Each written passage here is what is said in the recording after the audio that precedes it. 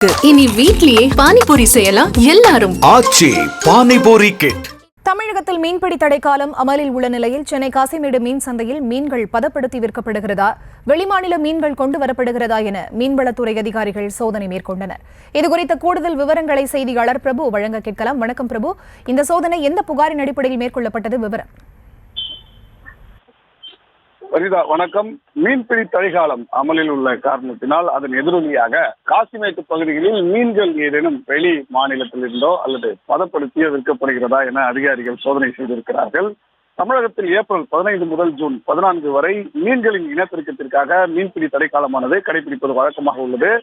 இந்த காலங்களில் சிறிய வகையான பைபர் படகுகள் மட்டுமே கடலுக்கு மீன்பிடிக்க செல்லும். இந்த நிலையில்தான் காசிமேட்டில் வெளி மாநில மீன்கள் விற்கப்படுவதாக தொடர்ந்து வதந்தியானது பரவி இருக்கிறது.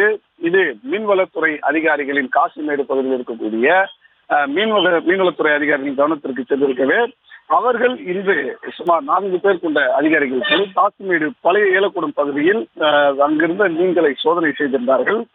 அந்த நேரத்தில் அங்கு பல பதப்படுத்தியோ அல்லது வெளி மாநிலங்களிலிருந்தோ மீன்கள் கொண்டு வந்து விற்கப்படவில்லை என்பதை உறுதி செய்திருக்கிறார்கள்.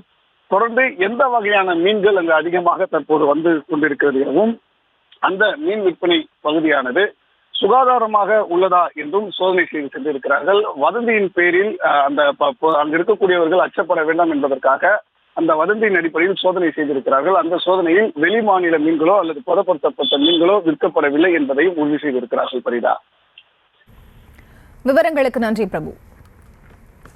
இனி வீட்லயே பானிபூரி செய்யலாம் எல்லாரும். ஆச்சி பானிபூரி கிட்.